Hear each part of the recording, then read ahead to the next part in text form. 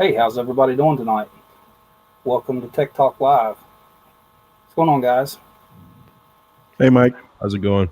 What's up? Wade's Hey, back. good timing. Come on, guys. Yeah, we're live, Wade. So don't say things like fuck. Yeah. Okay. Yeah, that's all right. It's not our channel, right? Right.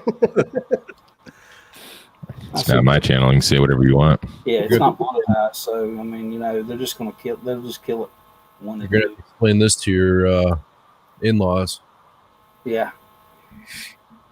Hey. What's going on there, Ricky? Got Ricky Hertz in the chat. But by the way, we're multicasting Facebook and YouTube. And there's Isaiah. But yeah, tonight we're going to talk on a few things. What is it? Lagging. Tonight we're going to talk on a few things. I can hear myself.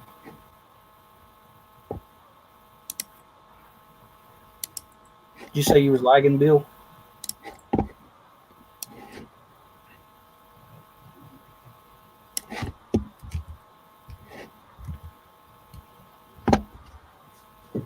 Oh yeah, we're definitely lagging. Yeah, we are. Figured as much, man. It's probably from this. It's probably from this laptop. Everybody sounds like robot. May have to kill a feed. Should we kill YouTube feed or Facebook? Fuck the Zuck. Yeah, I just killed Facebook.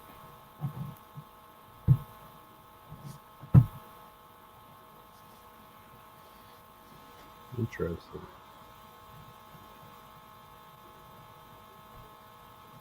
Alrighty. Let's see if that helps.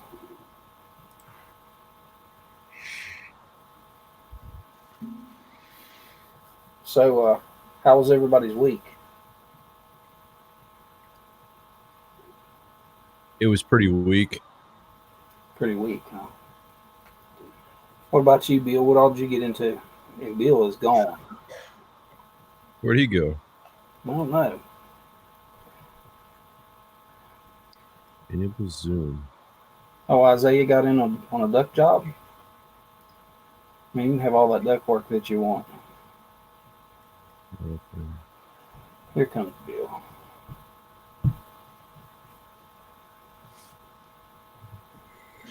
Can you hear me now? Yeah, we got you now, man. Oh, the hell was going on there? At first, that link didn't work, and then when I was able to finally connect it, kicked me out for some reason. Yeah, you just lagged a little bit again. I don't know what that is. Maybe the neighbors that you're stealing Wi-Fi from, they might be streaming or something. Oh, it's the gas station. That's where I steal it from. Oh, gas station. Yeah, I used to get mine from McDonald's. It's easier. Shit, so I missed anything you guys were talking about. What's the topic for tonight? You missed it all, huh? I missed everything. I thought we would talk about maybe running your own business and some of the ways to get things started and finding jobs and home warranty companies and dealing with them and stuff like that. A lot of people have different aspects on home warranty companies. Oh man, home warranty companies. Ren there made a fortune off of them. Of home warranty? Yeah. Yep. Wow. Yeah, he knows how to play the system. I didn't work with home warranty a whole heck of a lot, but a few times I did. I just had to fight with them so much to get paid. I just kind of got tired of it and decided to do a majority of my work for cash customers. Cash customers are nice also. Yeah, those are front of the line for me. Yeah, the home warranty really only came into play for my business, which I only ran for a short period of time, but only came into play for me during the slow times, winter times. Then I give them a call, have them turn on my, what do they call it, like the lead activator. Start getting some phone calls piped through. Yeah, I had that conversation with a guy named Joe down in Texas yesterday in Garland. He's been in business a while, and we were talking about that. Home warranty companies, it's like fishing, when you're busy with regular customers, you don't want to deal with them. But when it starts to slow down, you're willing to take their work, in the shoulder seasons, and then, we found it added some work like in the fall and the spring, like right after cooling season and then right after, peak heating season. But, when we're busy, we really didn't want to do them either. So how'd you end up making any money off them? Well, without having to fight, tooth and nail for every dime that you get. Well, I was always kind of like, I knew exactly how to say what I needed to say when I would call in a diagnosis. Nothing ever was because of lack of maintenance. Let's just put it that way. Everything was normal wear and tear. So we would never really create the argument, well, is it covered or not covered? It's kind of like being in an interrogation with, a police officer when they asking questions. I'm only telling them what I want them to know. Mm-hmm. So I'm kind of like a customer advocate. Did a lot of change outs, stuff like that. There's some little things you can do to get that. We didn't never clean a flame sensor. We always replaced it. Because if they say it's like a dirty flame sensor and you said you cleaned it, that's lack of maintenance in their eyes. And they don't pay for that, huh? Well, we never had that argument. What the hell is that? Adam, are you playing? Yep. Yeah, Bill, we never had that argument. So I would just tell my guys to replace it. Oh, yeah. Sorry. And then if, let's say, a condenser coil was dirty and that was part of the problem, we would charge a customer to perform the maintenance on it before we did any work to maybe change out a bad condenser fan motor. You know what I mean? Add-ons. Yeah. That's not a bad idea, though. I definitely wouldn't diagnose a condenser without cleaning it. A lot of people do. Yeah, I just Sorry always. about my background tonight, guys. The bunk bed. I'm at my in-laws up in West Virginia. Had some stuff to take care of here. Yeah, I was going to say it looks different than the garage. Yeah. Yamo. Do you get the top bunk or the bottom bunk? Well, I sleep on the trundle. It's a 3-story bed. This is a fancy one. Oh, nice. A 3-story bed, huh? Yeah. What about Wade? You ever do any home warranty work? Oh, I did plenty when I owned my company, and I hated every minute of it. But Ren's right. When you're slow, you're slow. You got to do what you got to do. Mm-hmm. Yeah, I mean, if you got techs you got to keep busy, I'd rather break even on service calls all day long than paying them out of my pocket. Because if you can't keep a good tech busy, He's going to go somewhere else. Yep. Yeah, I wish I had home warranty work right now. What companies did you guys use for home warranties? I found the best was American Home Shield, which they bought up HSA Home Warranty. You got HWA, which is in Lincolnshire, Illinois. They're a good company. Kind of have to fight with them a little bit, but they pay. I did Old Republic. Amazon's into the home warranty. I never did any work for them, but have to figure out their system. 210 Home Buyers Warranty, they pay. Good customers. American Home Shield's more of a higher end home warranty company in our area, so you're going to get the bigger houses, multiple systems, zone systems, radiant heat systems. The HSA home warranty, you're going to get entry level home buyers and stuff like that. Yeah, the first time home buyers. Yeah, who as soon as they turn the furnace on, something smells, they're going to call, and then you hit them with that $100 deductible. They're not happy because they're thinking this thing's going to get them a new furnace. Nope. I always felt like I was cheating them. Or not me, the home warranty companies were.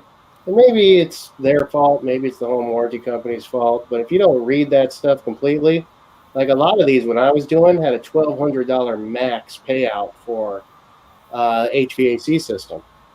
And you can't change the system out for $1,200.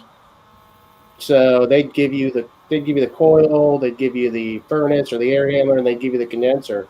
Everything else you had to have the customer pay for out of their pocket. And to me, that just kind of seemed kind of shitty. Mm-hmm. But that's the system. It is. Everything's a la carte. So, if they're going to give you $1,200 and you can charge the customer $1,200 to $1,500, I always hit them right between the eyes when I was in the house. I'd be like, look, they're only going to pay for about half of this thing. You give me the furnace, and then you're going to have to pay about, $1,200 to $1,500 depending on what kind of work it was. I go, so basically you're going to save about 50% on this furnace if you want it. Yeah, I'd be upfront with them and tell them too. Sometimes I'd tell them just take the buyout, take the $1,200 buyout and put it towards the replacement, because they're going to make me charge you for that anyway, and then you can choose your own equipment, because otherwise they're going to give me what they get at their price, and it may not be something good. Like for a while, all they would do is give out Janitrol in this area. Janitrol? How do you guys get the equipment? Do they deliver it to the house, or what happens? They'll ship to shop, or you pick it up at their local supplier. So, yep. Then you charge them like $35. So a lot of times they're using Goodman or Lennox. Lennox will ship directly to you. Goodman, you can pick it up if you want, if you're trying to do a faster turnaround, maybe to keep people busy, or they can ship you that too. But if you pick it up, you charge like $35-$50 to pick it up. I've never even heard of Janitrol. That's a precursor to Goodman. Are they like the brother company, the Geritol or something like that? Or? No, Wade's showing his age over there. They still have Janitrol, don't they? No, it's GMC is what they have now. Yep, it's just a change in sticker. It's the same junk. Yeah, it's all junk. Yep. There is a difference in equipment quality, and it fluctuates throughout the year. Some years it's Lennox that's got the better quality. Some years it's Carrier. Some years it's York. It really just depends on who's in charge of quality at that point. But there is a huge difference between Janitrol, for example, Janitrol, Goodman, same unit. Ford, Lincoln, Mercury, most all this crap, ICP, and Nordyne. It all rolls off the same assembly line, but there are component differences in them. You know what I noticed when I was working with home warranty company and the equipment? My price was the same no matter what they put in. So, hey, we'll come back in 4 years when you move or the house goes into foreclosure, and we'll change that one out for the new owner. Yep. Yeah, I was never a big fan of home warranties, because every time I don't work for them, but I've always had customers that call me, can you talk to the home warranty company? Sure. So I'll sit on the phone for a half hour and they say denied, lack of maintenance, or you're not an approved technician or whatever. I don't know. It's always declined. So they didn't, the warranty companies don't have a maintenance program in place or anything like that? No. Huh. American Home Shield they did like about 6 years ago, they had a maintenance program where a customer could buy like maintenance visits, and then they'd reimburse us like a small amount to go out and service them. But they, that didn't work very well. They did that for about 6 months. Hoopty said Goodman's the best in his eyes. Hoopty must be high. Yeah. I have a Goodman at my house, and it works great for me. May not work great for everyone else, but mine does a good job.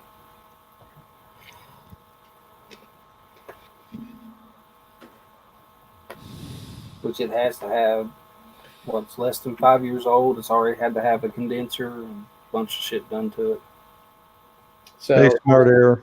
Sorry about that. If you're your own company, you cannot survive solely on home warranty. You have to diversify your income. Yeah, I only use it for about 15 to 20% of my revenue. I mean, it's just a piece. But sometimes a piece is very valuable.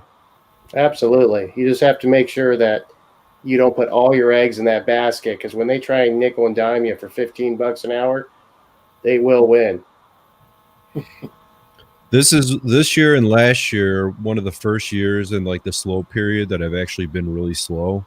because I've always been involved with the, like the foreclosure work and that, which once again, it's low dollar stuff. I don't think they quite nickel and dime you as much as a home warranty will, but you're in there taking pictures, looking at stuff. What do you think of the furnace? I think it needs to be changed. Yeah, that's the same answer over and over again.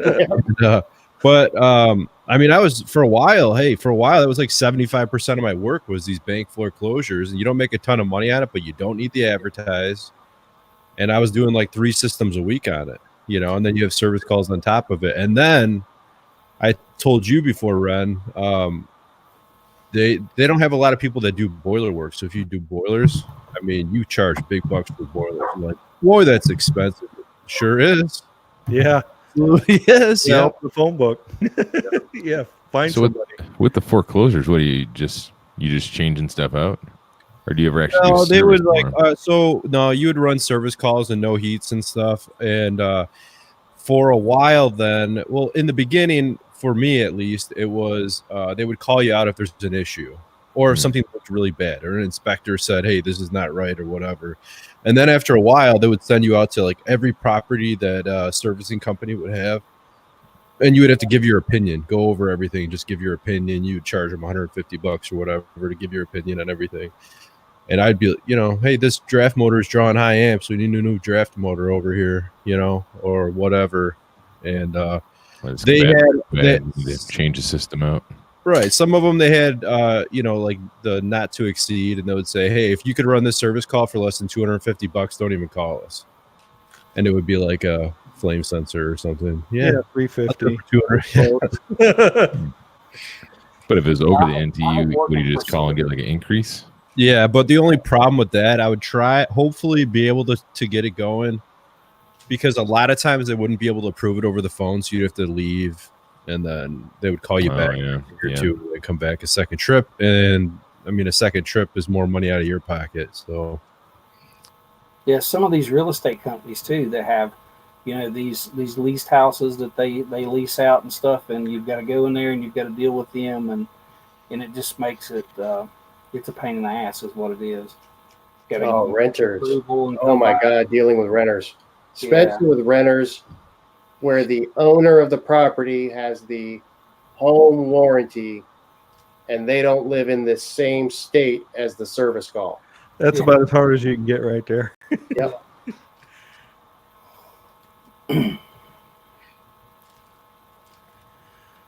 Yeah. Well, that's a change out.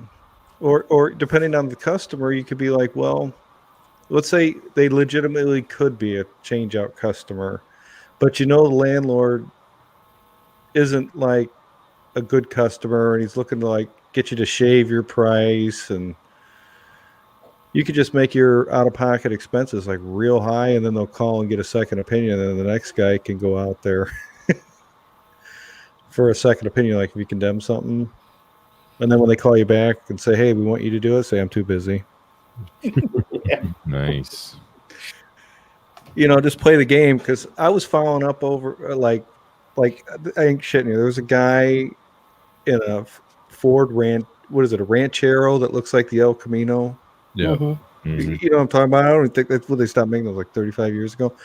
There was a guy that we were following up on who doing home warranty work, and he was horrible. I mean, he was just absolutely horrible.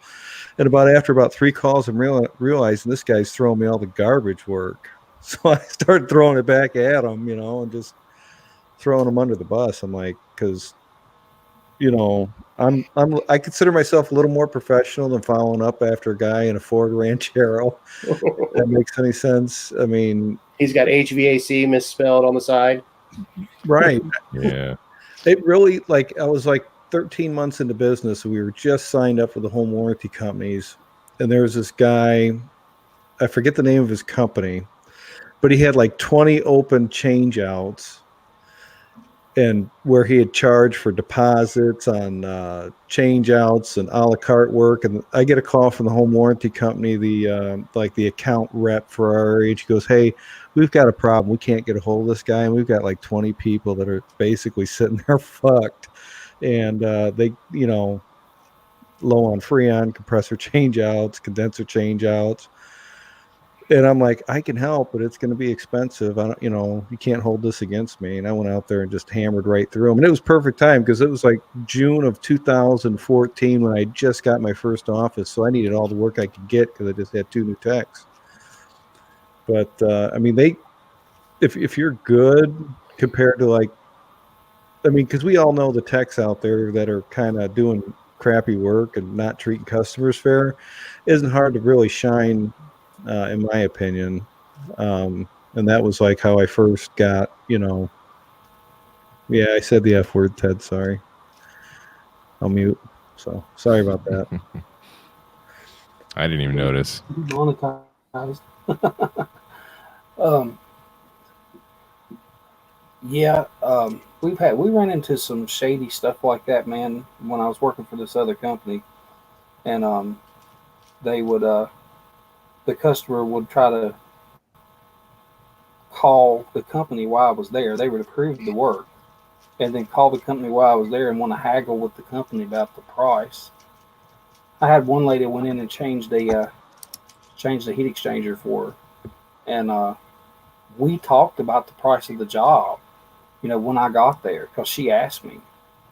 And I know that our girls in the office, they always talk about the price of the job before we even go there. And so I changed out that heat exchanger, got all done. She wouldn't pay. She wouldn't pay at all. And the bad thing was she had pulled her car. I had backed down in front of her garage, and she had backed her car out of the garage, and it was blocking my van. And she didn't even want to come out and move her car. So I had to tear grass up in her yard getting out of there. She wouldn't even let you out after she wouldn't pay? No, she didn't. It was just like she didn't want me to leave, I guess. I asked her, I said, "Ma'am, well, can you at least come down and move your car?" And she's like, "I don't have time for this right now." Should have put a padlock I backed into her yard, and I spun her lovely sod up when I left out of there. I would have called the police. Put a padlock on her gas meter. False imprisonment. I'd have probably took a part out of the furnace. I've done that before. Had the cops call me. Middle of winter, it was like 0. Is that legal? Yeah. But so a lady, it was the landlord like Wade was talking about, and I get a call, and it was a bad flame sensor on a furnace. The guy's like, "Yeah, I'll meet your guy there." I had a guy out there at like midnight. Guy the next day I can't get a hold of him, and he owes us like $200 and some bucks for going out. Can't get a hold of him, can't get a hold of him. So finally I drive to the next town, I knock on the door, and I go, "Hey," to the tenant, I go, "Hey, I think my technician left a screwdriver in the furnace." So I went in there, took the flame sensor out, and I said, "Hey, now you got no heat. You need to call your landlord, tell him he owes me my money." She goes, "I got a 6-month-old baby. You can't do that." I go, "You're wrong. Your landlord can't do that. I'll see you later." Then the cops called me and said, "Hey, we're going to press charges." I go, "For what?" So I got kind of nervous. I thought, okay, what are they going to do? So a friend of mine who was my attorney got elected judge, and we had a good relationship. I just called him. He said, "There ain't a prosecutor in the world that would touch that case because it's more of a civil matter." Long story short, I sent my tech back up there, put the part back in, and I got my money that night. So, I mean, there's one thing I hate is when someone owed me money. But I mean, I was pretty aggressive. I mean, it was like one out of maybe 2,000 calls. So in that situation, the landlord was responsible for paying, or the tenant? Oh, it was a tenant because I was doing work for the landlord. The tenant didn't hire us, and then she went online and gave us a bad review. And I sent her a message. I said, "Look, I'm going to sue sue you." I got to be careful. I said, "I'm going to sue you for putting that review on there because you didn't do any work for me, and I'm going to monetize that damage, and I'm going to sue you for the damage you're doing to my business." It came down. I'm pretty good at like getting bad reviews down, especially when I didn't earn them. Yeah. I don't know. When I was young and dumb and first started in the trade and didn't know no better, the guy I was working for, like 3 weeks into it, he says, "Hey, I got a special project for you and the installer." I'm like, "Okay." That day, he sent us out to this lady's house to remove a package unit. I didn't know no better. I figured we were pulling the package unit out. Fucking, they were going to get a new one installed or something. We put it up on the truck. I said, "Where's the new one?" They're like, "Well, there isn't one. We're taking this one back." Got in the truck and fucking gone. I was like, I didn't know you could do that. Oh, she must not have paid, huh? Man, I would have loved to have seen her face when she came home and there was a giant hole in the side of her house where a package unit used to be. Well, I've told this story one time before, but when I worked for my dad, this lady called in. It was late in the day, and she wanted. She's like, "Yeah, I want to go with your estimate to get new air conditioning installed because mine's dead. It was super hot outside." So we went over there, and I remember it was kind of raining. It was a pain in the butt to do the work, you know. So she wasn't home. He's like, "Go ahead, cut out the condenser, and start soldering in, you know, brazing the new one." So we did that. It was on a townhouse, like row houses, you know, and she had like parking spots. So she gets home and she comes up to us. She's like, "What are you guys doing?" "We're installing your air conditioning." "Well, I didn't want your company to do it." I'm like, "You called us. And we already had the new one set and like brazed in and everything." And she's like, "I did not call you." I'm like, "Oh, so we guessed that your air conditioner was down. You needed a new one today. Is that what happened?" Well, no, I don't want to go with your company. I'm not going with your company. After it was already brazed in, I called my dad. He's like, "Cut it out." So I cut it out right close to the wall, right where the siding meets the wall. And we already had her old condenser loaded on the truck. And there was a parking spot with her number on it next to the building. And, you know, my dad's like, "Make sure you leave her garbage there." So I just went in the back of the truck and pushed it off into the parking spot, and we drove away. I normally will, if I think that the customer is going to be shady. Now, this is with myself. If I think the customer is going to be shady and want to give me a hassle after I finish the job, I'll leave my gauges on the system. And normally, if I carry a Freon tank to the system, I'm carrying a recovery tank too. Kind of balances yourself out, you know.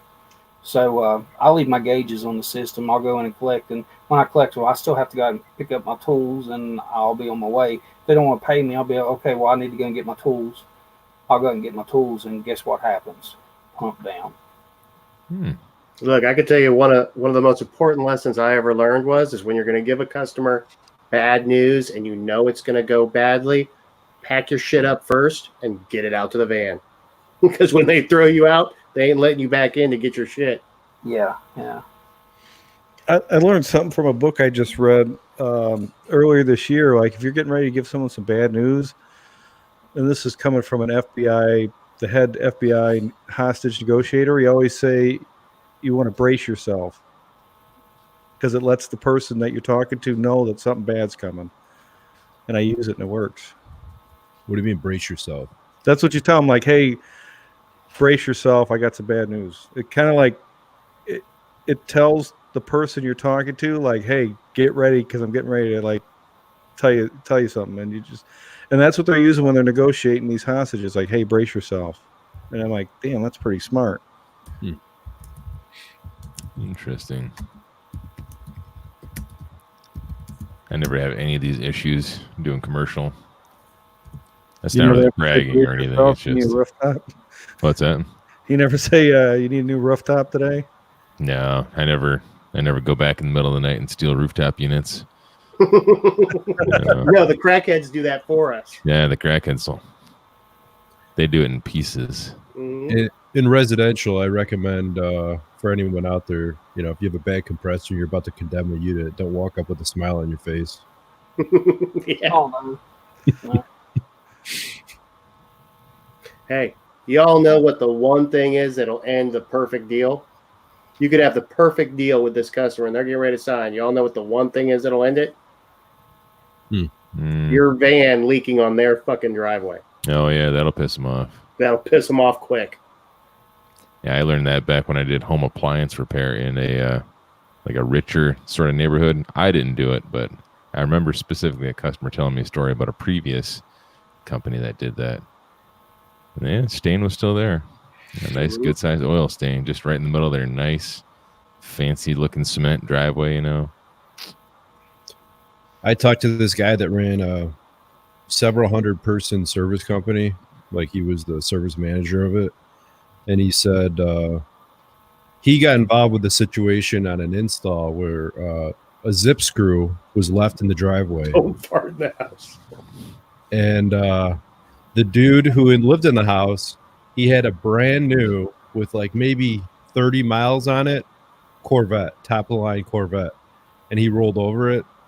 And he's like, I want new tires. He's like, I'll buy you a new tire. He's like, these are $1,000 or more than $1,000 piece tires. And he's like, I'll buy you a new tire. He's like, oh no, if I'm changing one tire, this is my baby. I want these tires to match. They have to have the same amount. I need to change all 4 tires. So they ended up changing all 4 tires in the thing. Wow. Y'all know those big plush carpets, the white ones, the real thick ones in customers' house?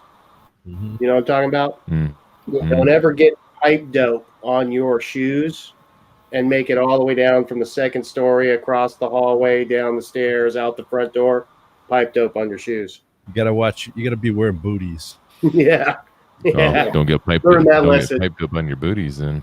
Yeah. I had the real thick carpeting. I was working in a hallway on a service call. I think I was changing a gas valve, and I had a bunch of stuff out. And one of the things I had, it was like one of those little blue tubes of like that leak lock, Mm-hmm. and it was on like one of the tools, and I set it down, and it got in their brand new carpet. And the lady saw it, and she lost her crap because they just got the carpet installed. And she's like, how am I going to get this out? How am I going to get this out? And she's trying to dab it and stuff. And she walks away, and she's like making phone calls and this and that. We had scissors in there. She just gave the carpet a little haircut. And she came back. How'd you get that out? Oh, I got this little solution I keep in my bag. Oh, that's genius. Yeah, just tell her I use this one of these great wipes or something. I like that gasola. You can't get it off of you at all. Mm. Yeah, I would have just pulled up my beard trimmers and just went to town on that carpet. What about the purple PVC cleaner? The primer. Primer, yeah, get that on the floor. Oh, yeah. This a customer for one of the installers that works for my dad, he was carrying out a jug of it. You know how it always like sits on the brim? And he had one small drop on like one of those roll out linoleum or whatever they're called floors in a kitchen that was like 40 or 50 years old. And the guy's like, oh, this thing is garbage anyways. We don't need it. I'm planning on replacing the floor. No big deal. Like 2 weeks later, they got a call from the insurance company. They want a whole new floor installed for this freaking. Yep. Smart man. People are some shady motherfuckers. I'm here to tell you. Mm-hmm. Yep. That's like the classic, and we've all ran into it. It worked before you touched it. Yeah. Yep. I'm absolutely positive, lady, that thermostat hanging off the wall worked before I touched it. Mm-hmm. Yep.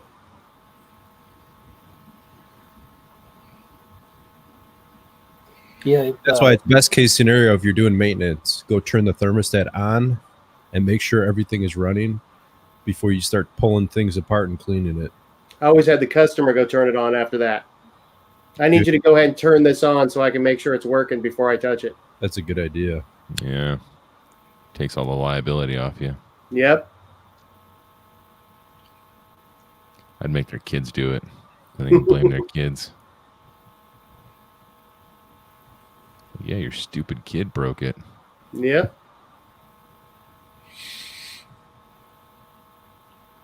Yeah, I always hated the callback. So you get these customers that install had come and changed out their furnace. Well, it's making a noise. It's making a noise. And you get there and it's just like the blower housing is squeaking. And you're like, I don't know what the hell I'm going to do about this. So you just grab it when the customer's not around and just wrench it real hard. Mm-hmm. And the noise goes away. Well, what'd you do? Persuaded it. What do you mean? Oh, I just had to adjust the screws. They weren't tight. I had to remove the blower completely and then realign it. Yeah. And measure the screws, depth gauge, install new washers, some sort of highfalutin explanation. I had to balance the squirrel cage. Mm-hmm. I had to count the threads on the screws to make sure it was torqued properly.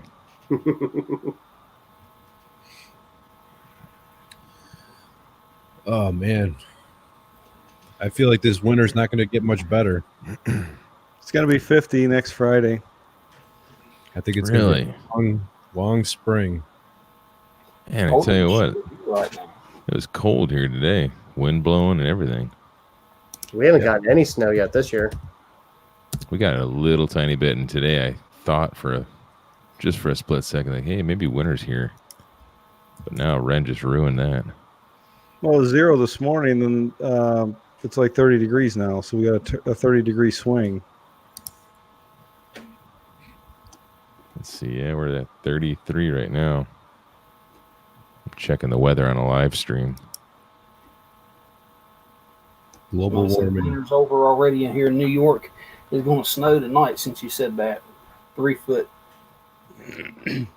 Oh, yeah, man. It's going to be 40 tomorrow. Yeah. Yeah, it's supposed to. 25 and 30 the rest of the week. And Next Take 2 my weeks, boys mid to to the- high 50s. 45 on Sunday. Going Next to the Sunday. Chicago Auto Show tomorrow.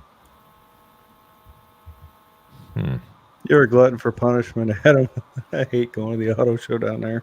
I don't like it either, but my 10-year-old is like obsessed with cars. He's like driving down. Give me your phone. I need to take a picture of that car. Adam, did you ever get your Fury home? No. I got to go figure out what's going on. I think they might have swiped it on me. I don't know. Adam's never brought his Fury home because if he does, he won't have any place to do his shows. Yeah, I haven't really thought about that too much. I'm going to have to start doing it at my office. But, Well, we got some fans in the chat tonight, I see. oh, yeah. Ted's our biggest fan.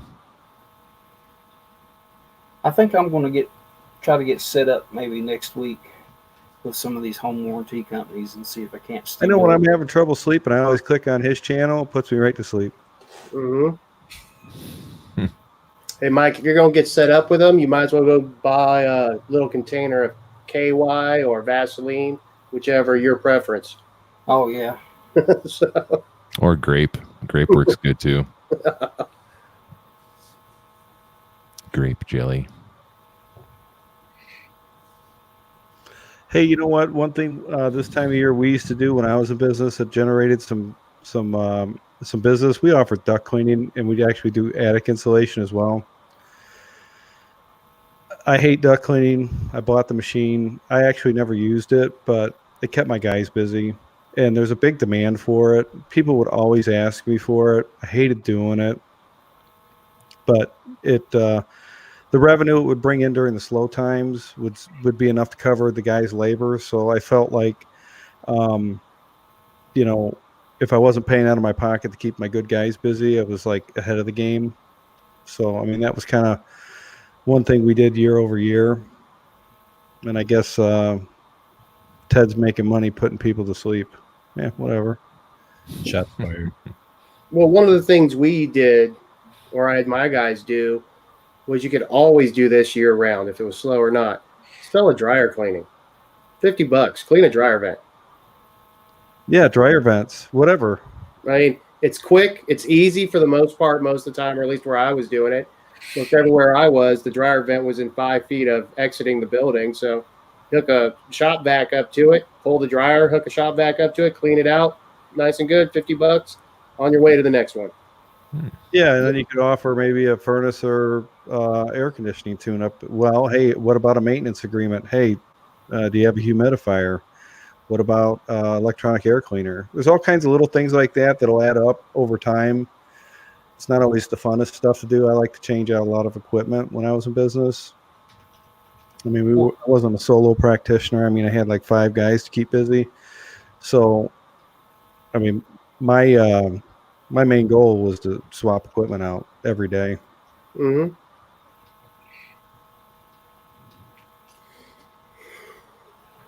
Sign them up for a maintenance agreement before you call the home warranty company. Oh, you ain't got one? But they're going to say denied for lack of maintenance. Well, I mean, starting a business like priming a water pump, Yeah. Once you get the water flowing, you don't have to pump as hard, but it takes years to do that. A lot of guys don't realize what it takes when they jump into business, and it's not always easy. I seen something on Facebook about Home Advisor being sued. Yeah, I read that too. For what? Giving out the lead to 30 people when they say they're doing it to 3? Oh, Home Advisor's getting sued? That's what I seen on Facebook. Damn, that's cool. That's weird because I literally just got an email from some Jan lady talking about getting sponsored by them. Oh, that was Jan Peterson, maybe? That was House Call Pro, not Home Advisor. Oh, yeah, okay. But they also got sued. Oh, nice. Yeah. Yeah, because they don't turn around and say, you're the only one in our area. Bullshit. You send it to 5 people around the corner, too. I think it's a lot more than 5, because when I was doing it, like if I got the people on the phone and they actually answered the phone, they say, my phone's been ringing off the hook for the last 2 hours. Mm-hmm. You guys just keep calling and keep calling. They get mad at you. It's like, sorry, this is the first time I've called. Mm-hmm. Dude, this Google business, they keep calling me. And I mean, I sit down and talk to somebody, and then the next day I'll get 2 or 3 calls from them.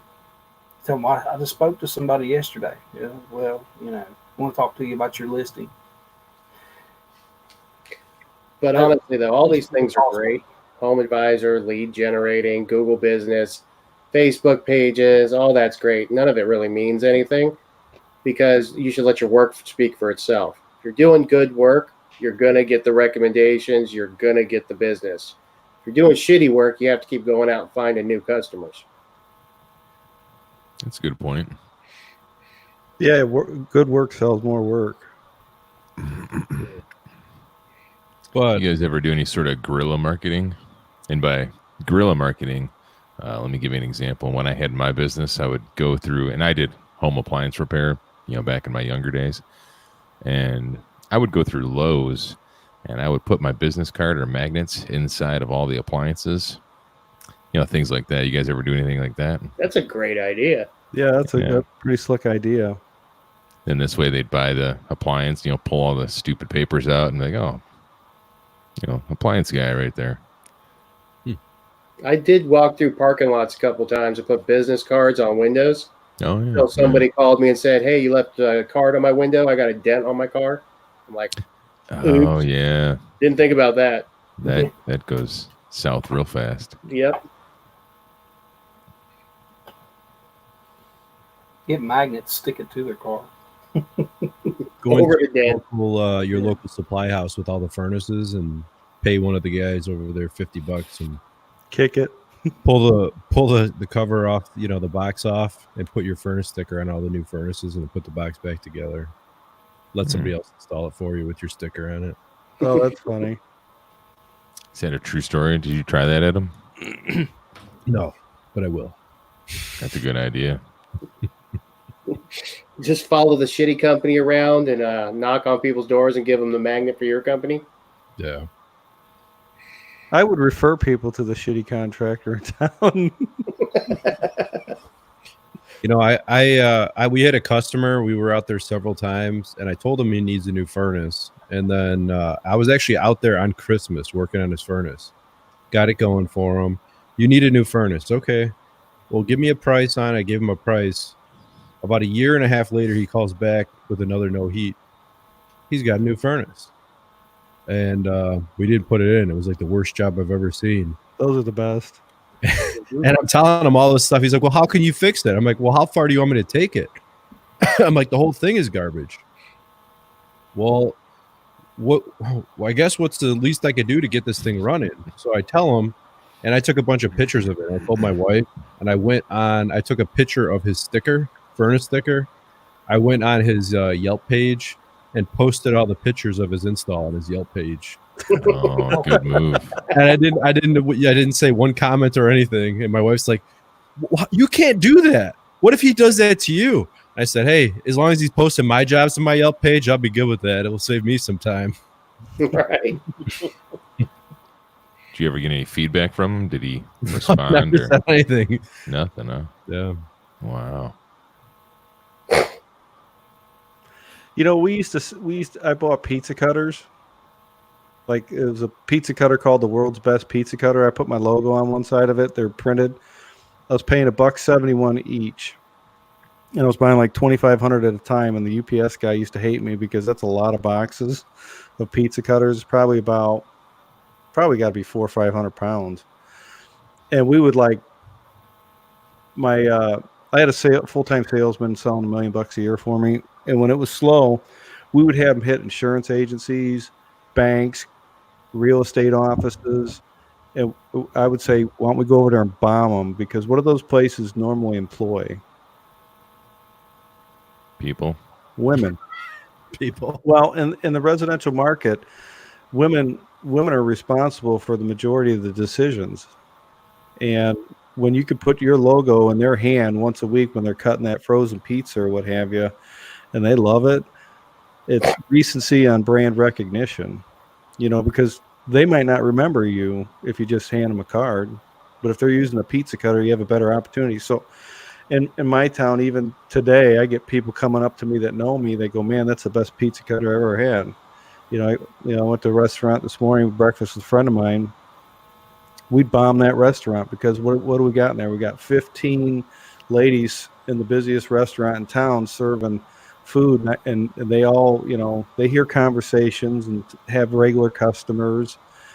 It's just kind of word of mouth. So if you spend, $40, I would just bomb them and bomb them and bomb. I mean, we would just take boxes and I'd be like, "Hey, give them away.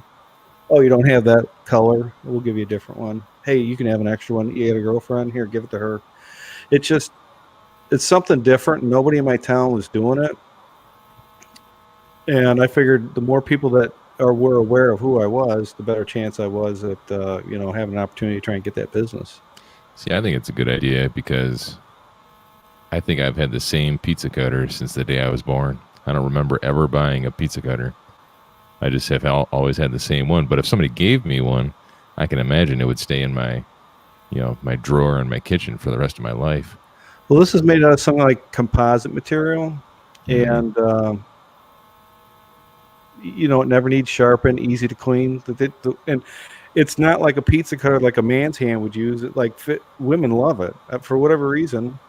I didn't know they made gender-specific pizza cutters. They do. They do. Matter of fact, I think I got one in my drawer. You want me to show it to you? There's no handle on it. No handle.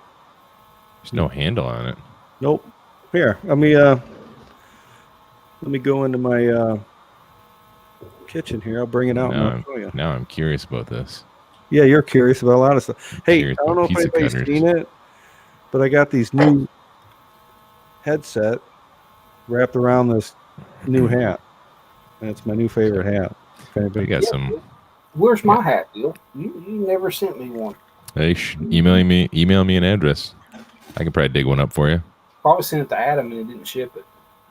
No. I quit sending stuff to Adam because he just leaves the boxes in his garage and never opens it. What are you talking about? I open all my boxes. I don't know. I'm just totally making that up so I could be part of the conversation. Sometimes I lie just to be part of the conversation. Yeah, so here's this pizza cutter. That's the world's best pizza cutter? Yeah. Easy to clean. Looks like it'd be easy to take apart and lose.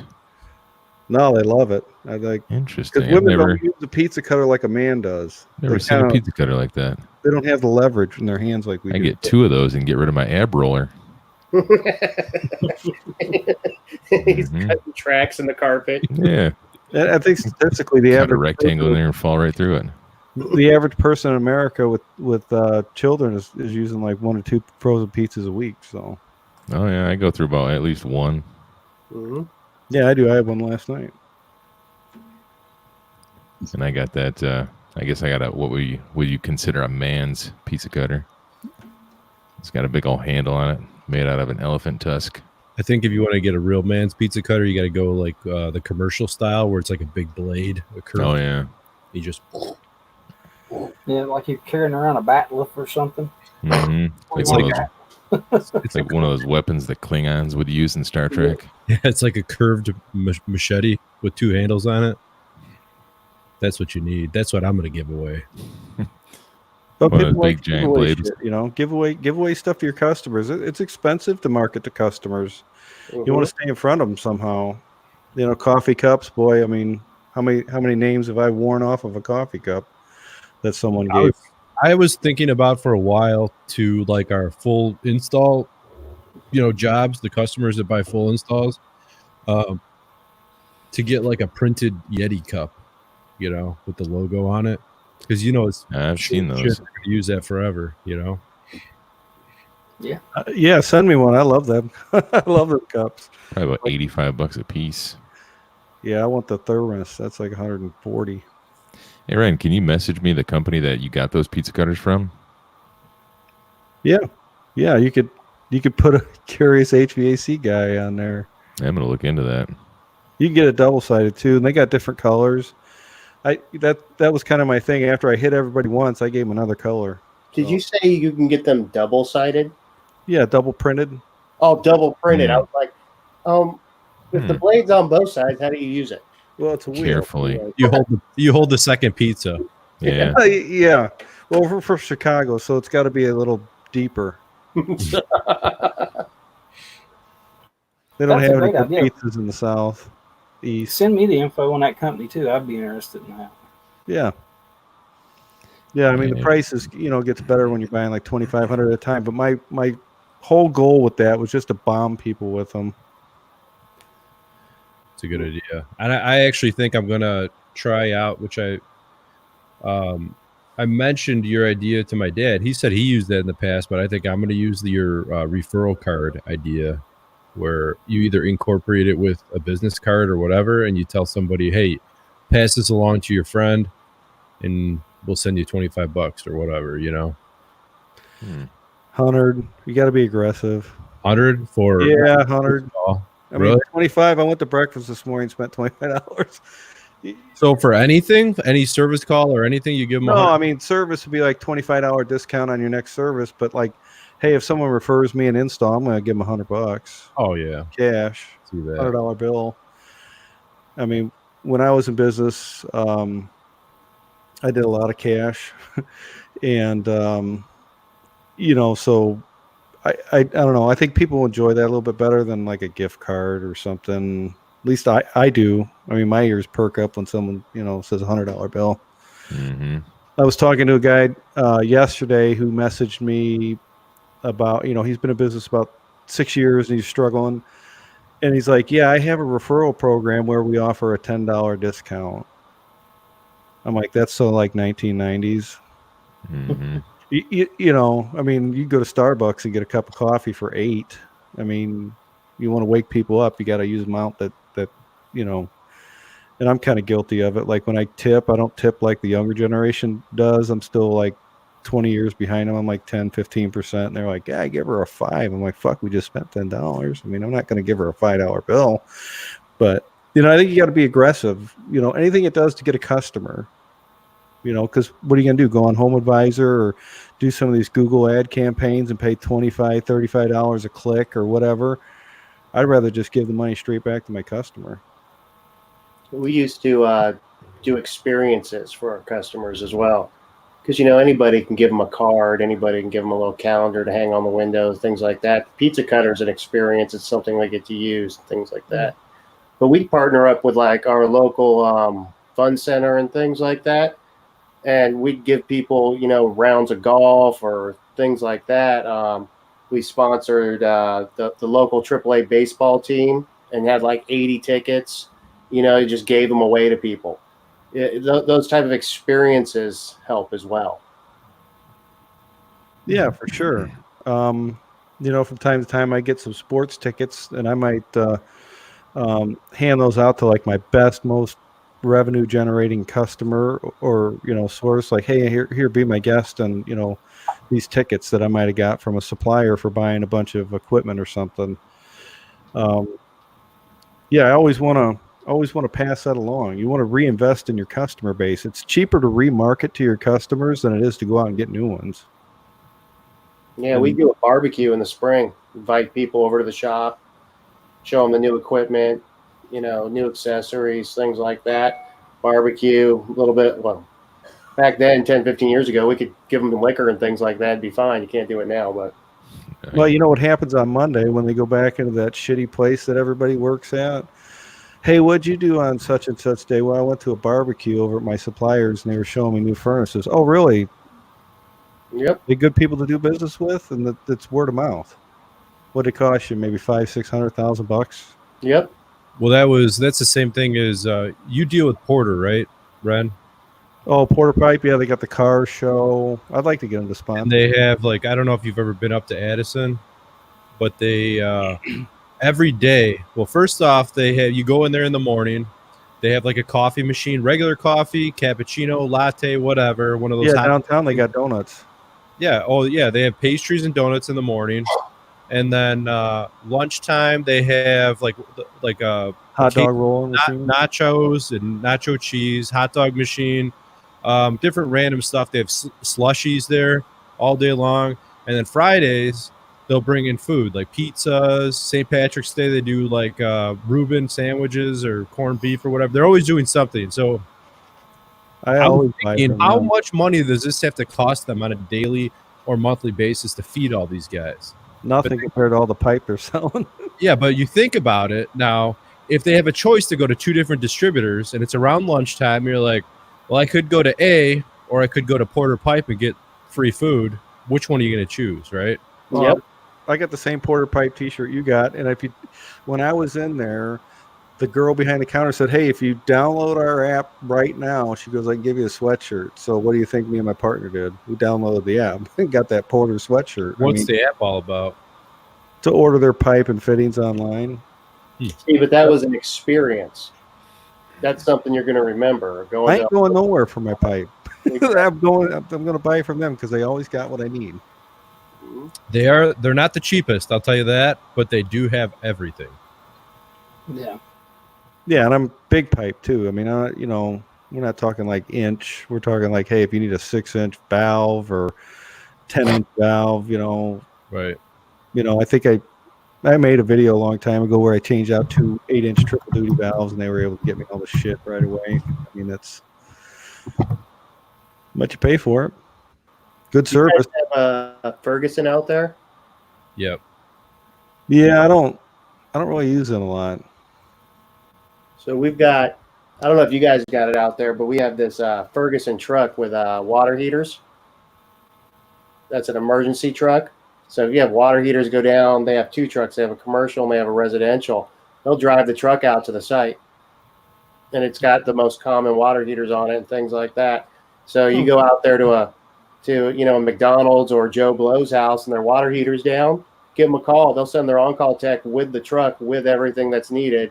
You go in there, you pick, and you literally walk up into the back of this truck, and they have the most common sizes. They have all the accessories, everything else. Just pick what you need and go right into the customer's house, and they drive off. Wow.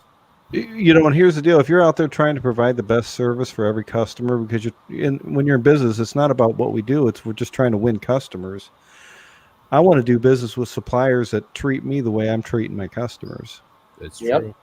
Because I wasn't the cheapest. So when you say Porter Pipe and the service they provide, they're my go-to because I know they're going to deliver. And that's what I want my customers to do. Ren, Ted was asking you a question. Well, Ted, when I sold my business, I was getting ready to retire, but I made a decision because I was too young. So I'm actually back in the union, and I do commercial and industrial HVAC in the Chicagoland area, in and around kind of where Adam's at. My latest project that I'm working on, I did 20 wired thermostats that'll link up to a control system in a big industrial plant that makes all the conduit and Unistrut in the country. And I've got another 36 of them to install Monday and Tuesday. But, I mean, I work on everything. I was 47 when I sold out my business after 5.5 years, starting from one-man shop. And I decided, I need the insurance. I'm too young. I don't want to get sick without it. I want my kid, my daughter to have no insurance. I don't want my wife to get sick, not have it. Now, you said you went back to the union? What's that? You said you went back to the union? Were you with the union before? Yeah, I was union, opened a union company, sold it, and then I just jumped back in the union. I just made one phone call. I said, hey, I'm selling my business. You want to hire me? And the guy's like jumping all over himself to hire me, and that's where I work now. But I have a 2-year non-compete due on September 14th of this year. And I excluded industrial and commercial, so I could technically start another business if I wanted. But one of the things I'm strongly considering is I'm thinking doing refrigeration and commercial service, because my son-in-law to be is a commercial service refrigeration tech for Jewel Osco. If you guys have ever heard that in the Chicagoland area, it's a big chain of grocery stores. And his dad used to own a reefer shop too. And I think that might be a little easier, to be honest with you. I know that sounds funny because refrigeration is hard work, and I've done grocery store refrigeration service here in Chicago. Yeah, I talked to that rookie refrigeration guy. Yeah, no, I mean, I've done that work. I did that long ago. I mean, that's where I cut my teeth in the business in Chicago here. Grocery stores? Yeah, rack work. I mean, I can work on racks. Probably one of the only guys at the company I work for that can do it. I do most of the refrigeration because most of the guys that I work with, they don't want to do it. And I'm like, shit, that stuff's easy. I'll take it. Easy work. Yeah, now that we're on the subject of unions, I've always been curious about unions. Are there a lot of not to sound rude, but are there a lot of like stupid guys in the union that are just there because the union protects them? I wouldn't say in our line of work in the HVAC industry, there's really not a way to hide the incompetent because we have to perform and we're billing the customer. So they weed them out. There is a I guess a sort of way to weed them out then. Yeah, they kind of weed themselves out. And then the service work, I mean, we're charging probably $150 an hour, plus mileage and stuff like that. It's kind of hard to send a guy out there that can't fix stuff over and over again because you're going to piss customers off. So you're not gonna have a place to hide them. Where those guys can kind of get hit is maybe on some construction projects where they don't have to think. They're just putting maybe pipes together and stuff like that. But not really in the HVAC side of this thing. We got a saying, like I do industrial constructions too. Well pipe shit like that. You only have to be 1% smarter than the pipe. Not much. That's kind of like the joke, but I don't. On the service side, you can't. I don't think you can hide the untalented, in my opinion. In any line of work, whether you're union or not. I mean, anybody that is familiar with non-union work, can you hide an untalented guy running service? No, I'm surrounded. Well, I shouldn't say that out loud, but yeah. I don't know that company I work for. They stuck them in maintenance. Union guys? No, non-union. Oh, so the thing that I've always questioned is, most of the companies that I work for, I've never been in a union, but most of the companies I've worked for, there's a clear difference between your A and B technicians and your C- and D technicians. There's not a whole lot of in between. It's just you got your handful of good guys, and then you got the 50 other guys who do the bare minimum, take the path of least resistance through every day. The guys that have the callbacks. And my whole goal in life is to surround myself with some of the best technicians in the world. But, where do you go to do that? YouTube. Right. Yeah, YouTube. Yeah. And so far, that's the only place I found them. Surrounding yourself with the best technicians just so I can grow, Well, I'm fortunate. The company that I work for hired another guy probably 3 months ago, and he used to work for our parent company, and then he went and worked for another big contractor in Chicago. And I actually met up with him on the job, and he's about 9 years younger than me, but he's got a lot more experience on the big chiller work, like 1,000 ton, 2,000 ton. But me and him kind of like have partnered up because one man's going to sharpen another. And, you know, if you looked at, you know, some of the stuff that I put online, we've done some big shaft and bearing jobs, shit like that. Me and him are really in sync. And that's what I found when I was coming up in the industry is I worked for a big company called Air Comfort. And I think I've mentioned it before. Adam's dad used to work there. And they were the original Carrier dealer in Chicago back in the 30s. So they've got like 100 years of history. And they have a talent pool when I was there coming up of 55 service guys. Some of these guys have been there 40, 50 years, worked on everything. All the big industrial and commercial customers in Chicago, they got it all. There's just that much equipment to see. And the guys that trained me were partnered up, Denny and Bob, and together they could fix anything. And I kind of learned that that's kind of what it takes to really, like, my buddy, I ain't going to say his name, but we consider him like a 1%er in this industry, if there is such a thing, you know, like the bikers do. Is his name Josh? If we guess it, will you tell us? It sounds like Drew. No. No, he's a badass. I mean, he likes to hit it, you know. He likes to hit it and get it, and that's what I like about him because we knock shit out. Well, guys, we're gonna have to cut this a little bit short tonight. I got people here waiting to go to bed, and we've been a little over an hour, so maybe we can pick back up next week if you guys are interested. I don't know, Bill, if you'll be available or not. Hey, shoot me a message through the week.